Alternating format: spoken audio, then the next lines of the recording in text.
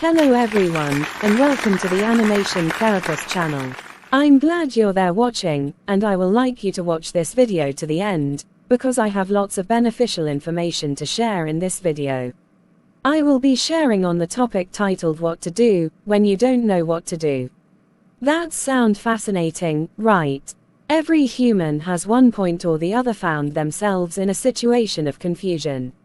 Situations where we are faced with multiple choices, and they are confused of the option to settle for, or a situation where one is completely clueless of what to do.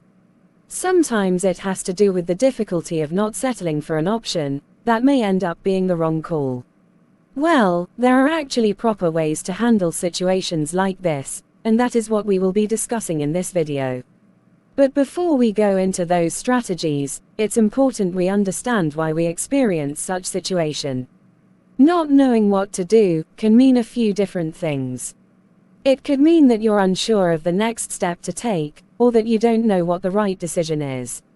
It could also mean that you're feeling stuck and don't know how to move forward. No matter what it means for you, it's a normal feeling to have, and there are ways to work through it. It's common for people to experience moments of indecision or confusion in their lives. This can happen for a variety of reasons, such as when faced with a big decision, when you are feeling overwhelmed by too many options, or having a lack of information about a situation. When you find yourself in a situation of not knowing what to do, it can lead to anxiety, stress, and any other mental health problem. However, there are many techniques and strategies that people can use to get past this feeling and move forward. The first solution I will recommend is taking a step back and giving yourself some space to think. This can help you gain perspective and clarity. When you're caught up in the details of a problem, it can be hard to see the big picture. By taking a break and giving yourself some space, you can get some distance from the problem and start to see it more clearly. Sometimes, a little distance can lead to a big breakthrough. Another aspect of taking a step back is allowing yourself to relax and unwind. By doing this, you are likely to feel calmer and less stressed, which can make it easier to think clearly and make decisions. You can do this by taking a walk, doing some deep breathing exercises, or engaging in another activity that helps you relax. When your body and mind are more relaxed, you can focus better and be more creative. Let's also consider the implications of getting stuck on brain chemistry. When we're stuck in decision making, anxious, and stressed, our brain releases a neurotransmitter called cortisol. This is the stress hormone that can lead to a fight or flight response in the body. This response is not ideal for creativity and problem solving, as it can narrow our focus and make it difficult to think clearly. In contrast, when we're relaxed, our brain releases serotonin and dopamine. These neurotransmitters are associated with creativity, problem solving, and a sense of well-being. The prefrontal cortex is the part of the brain that's associated with creativity and problem solving. When we look stuck and don't know what to do, this part of the brain are less active. This part of the brain is stimulated by the neurotransmitters serotonin and dopamine.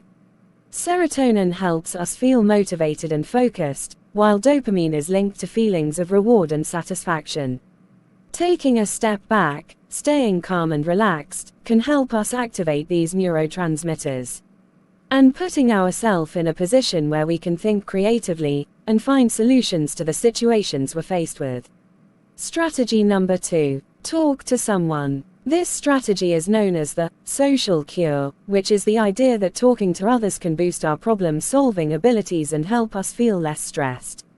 When we talk to someone about our problem, we can get feedback, reassurance, and support. Speaking to a mentor, friends, or a significant other can help you come up with a wider perspective about the issue at hand. Another interesting aspect of the social cure is that it can increase levels of oxytocin in the brain. Oxytocin is a hormone that's associated with social bonding and trust. This neurotransmitter or brain chemical can be released in the brain when we have positive interactions with others, such as talking to a friend or family member. Increased oxytocin levels have been shown to increase creativity and problem-solving abilities. Actions such as holding the hand or hugging someone can also be helpful in such situation.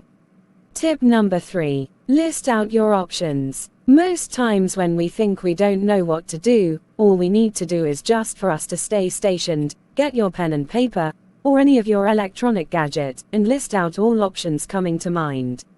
Don't rule out any, irrespective of how weird those choices may sound. One of the problem-solving strategies I usually recommend in therapy, which has been always helpful, is what I call the 3C strategies. The 3C is an acronym. The first C stands for the challenge, which means you should identify the challenge you are faced with. What problem are you confronted with? Once that is established, you can now move to the second C, which is choices. It's important you explore all your possible options. And for each of the options, identify at least a pro and con. It can be more than one, but ensure you list out the advantages and the disadvantages of each option you've been able to come up with. The third C is the consequences.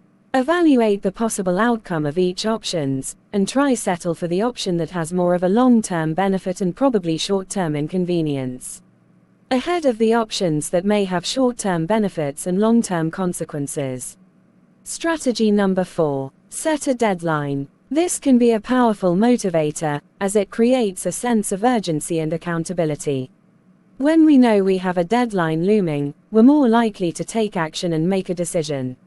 This is known as the deadline effect. Even if the deadline is self-imposed, it can still be effective. In fact, research has shown that people who set their own deadlines are more likely to follow through than those who are given a deadline by someone else. The deadline effect can also help reduce decision paralysis. Decision paralysis is a term that is used to describe when we feel overwhelmed by the number of options and can't decide what to do. When we set a deadline, it forces us to make a decision, even if it's not the perfect choice. The implication of this is that it helps us move forward, rather than getting stuck in analysis paralysis. The key is to set a reasonable and achievable deadline, rather than one that's overly stressful. So setting a personal deadline can help you break the cycle of not knowing what to do. You relieve yourself of the anxiety, stress, and overwhelming emotions that comes with being stuck in indecision. I hope you take time out to explore some of the strategies shared in this video. Do well to put them into practice when you find yourself in a situation when you don't know what to do. I will be sharing more strategies in the next video. Ensure you turn on the notification in order to get notified when the new video is available.